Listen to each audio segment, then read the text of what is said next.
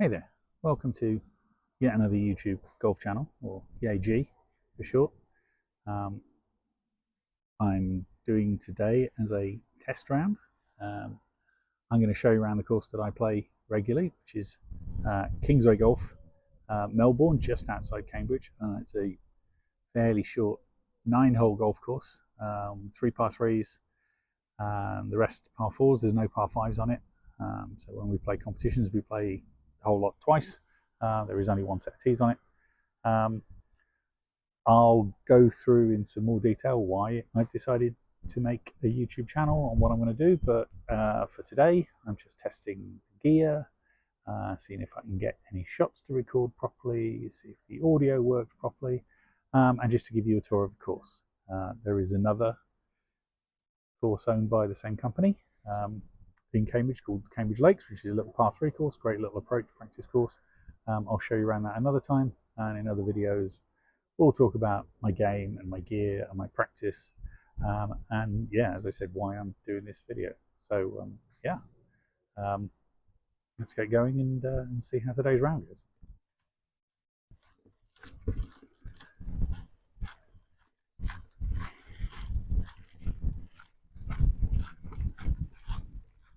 Okay, so this is the first hole. It's a 263-yard par 4. I did say it wasn't a long course, but it is a dogleg round to the right. Trees on the right hand side are really quite tall. You probably need to hit a 5-iron to get over them, but you're going to need to hit a really good 5-iron, probably 215 to get over there. There's a bunker on the right. If you hit the ball too straight, if you want to try and fade it around the corner, the fairway runs out about 180, 190 yards, so you do have to be a little bit careful. I tend to hit a nice easy 7-iron down here, which gets me past the corner and leaves me wedged into the green. So fingers crossed that goes well today. Nice and easy. Don't try and overhit it. Through the ball.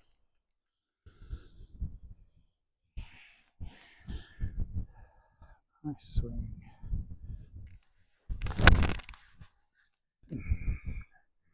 Okay, so that's a little pushed, a little low at the face, but we have just crept past the left-hand side of the bunker, and we're actually in an absolutely perfect position. Okay, I said it was perfect. It's actually overrun where I'd normally try and hit it to. So instead of leaving myself a full wedge into the green, I've just got a little chip, which is actually not my favourite type of shot, so we'll see how this goes. How it went for me was I discovered that the button that activates the camera has got a fairly short range on it, so I didn't capture the shot. I caught it a little thin, dropped it just short of the green, and it trundled up onto the putting surface. So let's see where we go from there. We are sloping off rather cheekily. Most of the greens here don't do a huge amount, most of it, but when they do, they do. This one is going to slide left to right, downhill. Need to be a bit careful with it, just not blast it past, get a safe par. Birdie chance, which would be nice.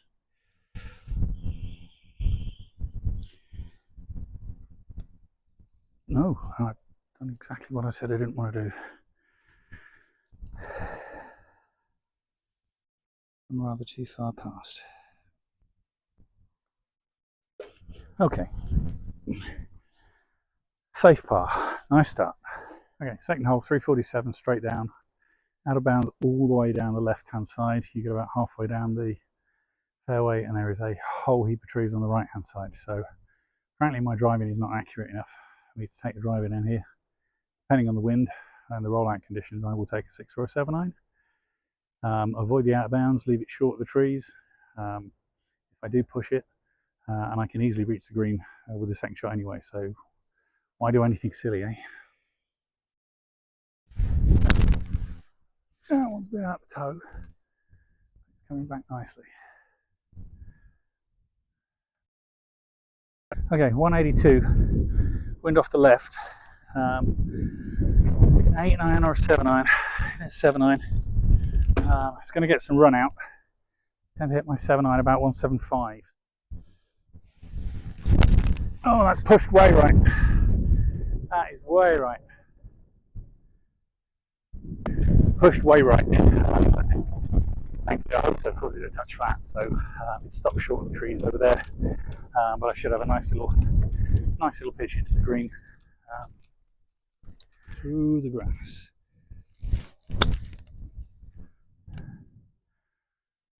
Just pitched on the front edge. Yeah, that's pin high. A little bit left, but I couldn't really go straight for the flag because of the tree. So slightly uphill. Might be a little bit left to right. I don't think there's a lot in it side direction, but it's pace on this one's going to be tricky. Yeah, come on. Just knock it up close and get a nice bogey. Yeah, a nice bogey after almost pushing into the trees. Nope. Actually, for once, that's not short. That's my problem with long putts. I tend to knock them short. It's a nice weight. Just it did move a little bit. Third hole, 171 yard par 3, but it's playing nearly 200 today. The wind is straight into my face, so I'm going to hit a 6 iron. It's about 2 clubs more than I'd normally hit. That's very thin and a little bit right. There is a bunker over there. Yeah, made the bunker. Short-sided. Just pop the ball out. Nope, there we go. Bounced completely. Just going to hit a little 9 iron, like a putt. The ball is sat in some quite long grass. I just want to get it out and let it run. So, lining this up like a putt. Hit just like my putting stroke. Let's see if we can get it somewhere close. Nope. Got the club caught up in the grass. This would be for 4.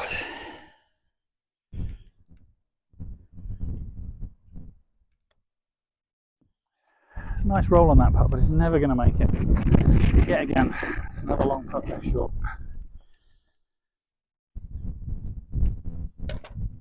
Okay, that's a double. So we're getting worse. Par, bogey, double bogey. 293 yard par 4. Another stead straight one, but camera's on the side this time because that's out of bounds and nettles. There's no room to put the camera. The entire left side of this hole again, wherever the other side of the course is out of bounds.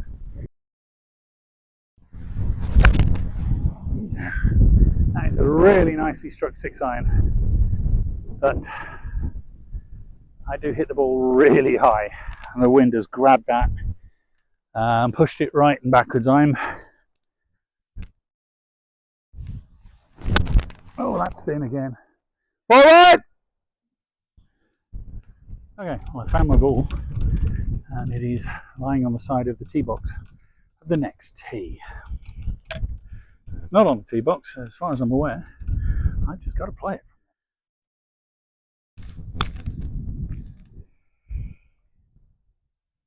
Oh, sure. Another of these just off the green, but the fringes around here are quite fluffy, so I don't tend to like putting over them. So, same as before, but hopefully with a better result because we're going on short grass. This whole green slopes away to the left if you're anywhere near this side of it. So, I'm going to get over that and then it's going to run reasonably straight. So, I want to go slightly right of the green, but not a lot.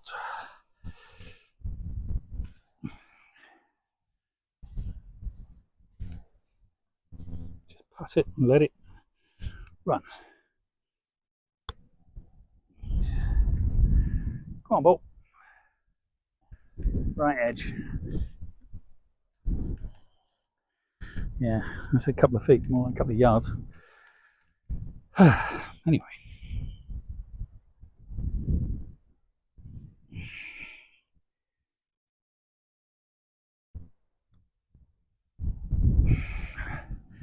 And that's run straight over the right edge of the hole.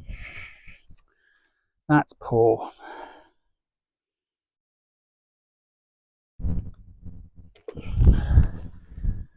Okay, fifth hole, 314 yard par 4. Doglegs round to the left. You've got loads of room though, so unlike the previous one, if you do overhit it too straight, along the back of this hole runs the third, so you've got another fairway before you run out of room. Wind is directly behind today. I would normally take a 5-iron on here down, which gets me well down to the elbow, but I'm going to hit a 6 today just because of that wind behind.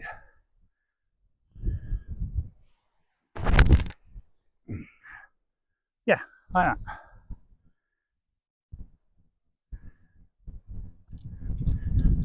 So you can see as we're coming down here, if you leave it a bit short, you're completely blocked in by those trees. Obviously the closer you get to them, the last chance you've got of getting over them. The wind was going, it was left to right on the previous hole. This is directly opposite it, so it's right to left on this one, and it has pushed it quite a way left. But it was a good hit, so it's got far enough as I thought it would. And the 5-iron with this tailwind would have just been in danger of running out of room.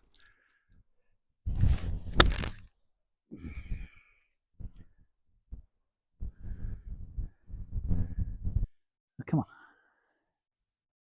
past the hole, just a foot past. There we go.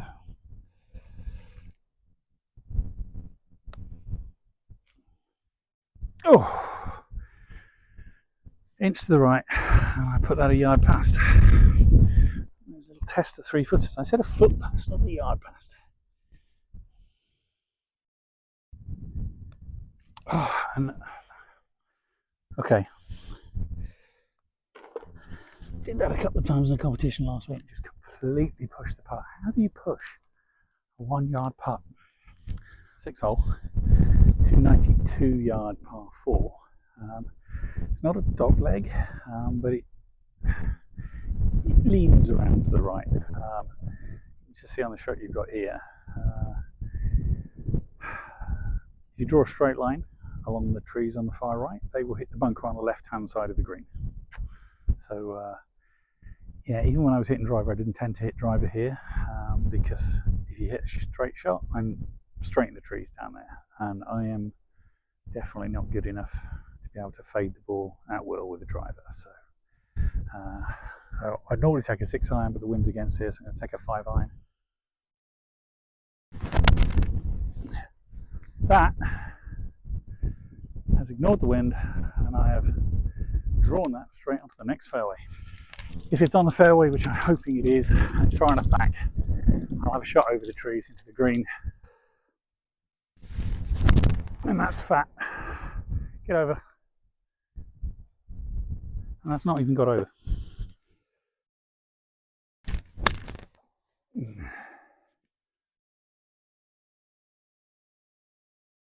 that's money. A little bit left edge. Don't push it. Push the really short putts usually. It's weird because I practice those. Anywho.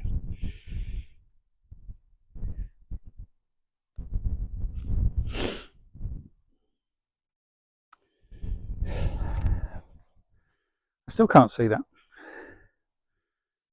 Nope. That does not come left to right. But apparently it does.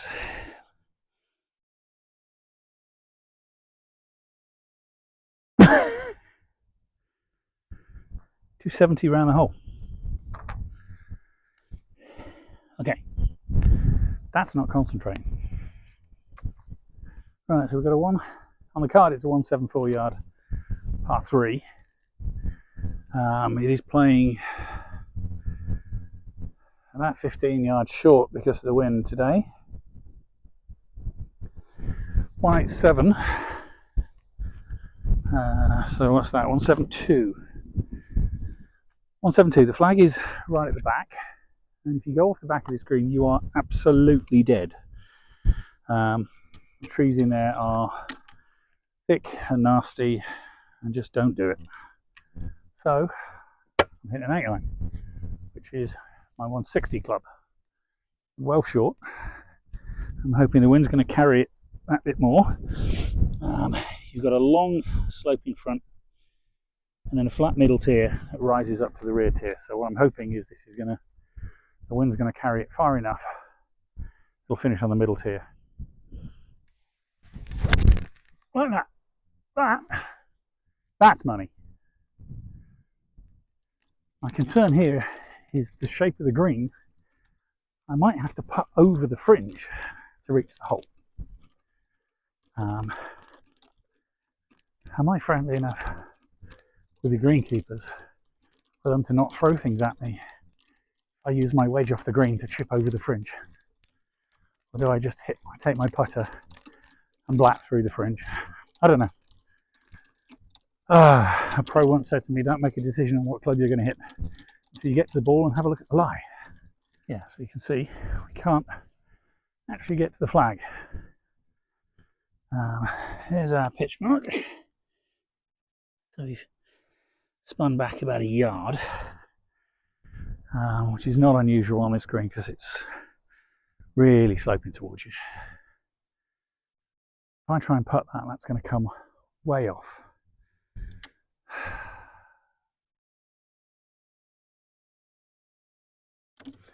Dare I?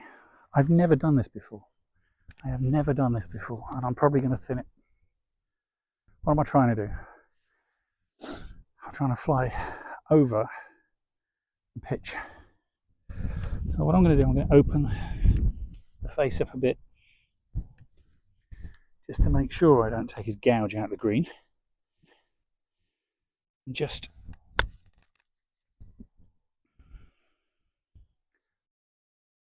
I can't move that. The ball is resting against that pine cone.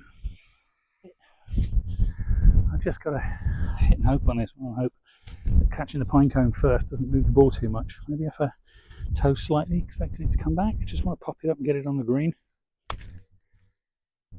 Yeah.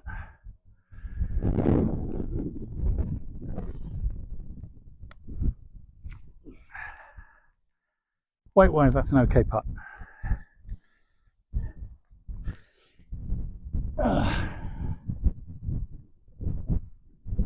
See, maybe if I actually do my routine, I won't miss another silly putt. There you go. 332 yard par 4 on this one. It is dead straight, but you can see we've got a lot of trees on that left side. We've got some trees just in front. Sorry, we've got a lot of trees on the right side. A few trees on the left. There's a bunker at about 200 yards on the left hand side. And if you pull it left and go more than 230, 240, you are badly blocked in by trees. You're shot into the green. If you slice it right, the second fairway is there to catch you. But there's also several more groups of trees down there that you can end up in and leave yourself without a shot. So that slightly odd noise you heard after the shot was the lapel microphone falling off my t-shirt, and it sat on the tee until I finished the round and got back to the clubhouse, at which point I noticed it was missing, so none of the shots after that have got any sound, and none of the commentary I did on any of the shots worked, because obviously the lapel microphone doesn't have that long a range, which is a bit of a shame because that was clearly the best shot I'd hit all day. Something like 280, 290 rolled out to in the end, down the middle. Approach shot of about 40 yards into the green, which as you can see here I pushed slightly right, but basically pin high. And then more putting fun and games. Not too bad of a long putt, and then missed the putt back again. Haven't been three putting a huge amount recently, but it's crept in. But you know, that's simple practice on the lounge floor, isn't it? Ninth hole here, short par 3.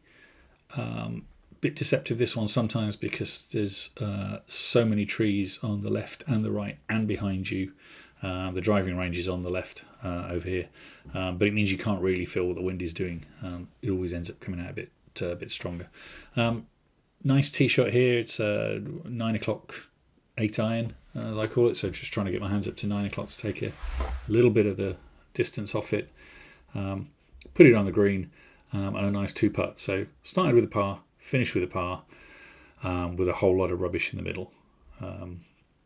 Yeah, disappointing around that one. But the point of doing the videos really for me was to see what I'm doing on the course and to see how that differs to what I'm doing on the range. So I went the day after, a couple of days after, went to the range, took a few shots on the range that you can see here, and it got me to realise the thing that I was seeing when I was editing this video together, how I play on the course at the moment and how I play on the range. The rhythm of the swing is completely different. The rhythm of the swings on the course is a sort of a nice slow back swing into the position I want to get to, and then it looks like I'm just throwing myself at the ball. The shots here on the range, much more relaxed, much more rhythmic backswing, downswing. Don't look like I'm trying to absolutely kill the ball. So I guess the next time I go out and play, that's the bit I need to concentrate on. The reason for putting this on a YouTube video and uploading it is so you tell me what you see. What can you see that I'm doing wrong, that I've not mentioned, that I've not spotted? What drill have you got for something that I'm doing that you can say, yeah, do this. This will fix that I can try. I'm going to do some other videos. There's another little local course, a par 3 course, which I'm going to do a quick tour around. I'll do a video going through my clubs, my equipment, kind of the little accessories, the things that I find make the game easier for me on the course. You don't have to think about it. Some drills, some range routines, that kind of stuff. I just want to kind of put it all out there, and then you can say, this is the reason you're doing that wrong, because this is really not helping you. I won't do a lot of full rounds again, but talking about my equipment, I'll do that with some on-course stuff as well. Same with the accessories. I'll keep putting these together because it's kind of fun. I've learned quite a bit putting this video together about camera positioning, because that's made life really awkward for the shot tracking and all of that kind of stuff. How to put maybe some better videos together. So we'll see how that goes. But if you've got this far, thank you. I guess like and subscribe. Is that what everybody says? Like and subscribe. I'll see what else I can put together. Thanks very much.